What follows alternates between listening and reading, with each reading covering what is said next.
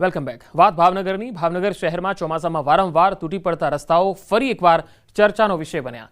વરસાદથી શહેરના મોટાભાગના રસ્તાઓ બિસ્માર બન્યા છે અને ઠેર ઠેર ખાડાઓ પડતા રાહદારીઓ પરેશાન છે. રોડની નબળી ગુણવત્તાને લઈને કોંગ્રેસે શાસક પક્ષ પર આકરા પ્રહાર કર્યા. પૂર્વ મેયર અને વિરોધ પક્ષે કોન્ટ્રાક્ટરો સામે કડક પગલાંની માંગ કરી, તો બીજી તરફ મેયર ભરત બારડે તમામ કામ ક્વોલિટી મુજબનું થઈ રહ્યું હોવાનું જણાવ્યું.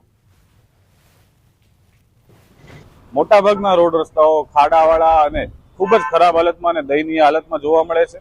ભાવનગર મહાનગરપાલિકા અને ભાજપના શાસકો દ્વારા નવી ગ્રાન્ટોના નામે અને નવા રોડના નામે લાખો રૂપિયા વેડફવામાં આવે છે.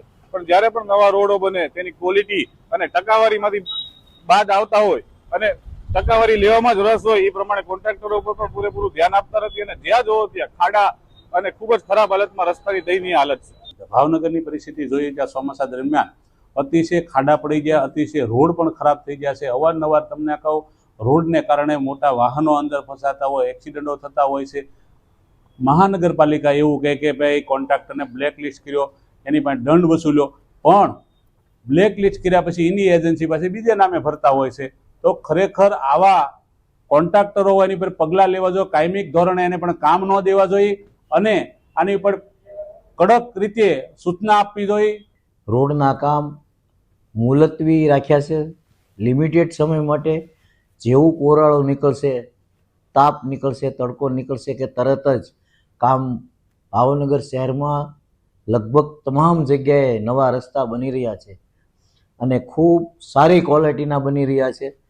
આ વર્ષના ટેન્ડરમાં શરત જ છે અને સારી ક્વોલિટીના જ બનાવવાના એવી શરત રાખવામાં આવી છે. જો શરત ભંગ થાય તો કોન્ટ્રાક્ટર ઉપર કડકમાં કડક કાર્યવાહી થશે. તો રસ્તાને લઈને જામનગર શહેરમાં કોંગ્રેસે અનોખો વિરોધ કર્યો. વોર્ડ નંબર 12માં સ્થાનિક કોર્પોરેટર અને લોકોએ સાથે મળી ખાડાથી ત્રસ્ત થતા રસ્તા પર ખાડાને પાટાપિંડી કરી. બાદમાં આ વિસ્તારના તમામ લોકોએ કેક કાપીને લોકોની સમસ્યાના નિવારણ આવે તેવી માંગ કરી.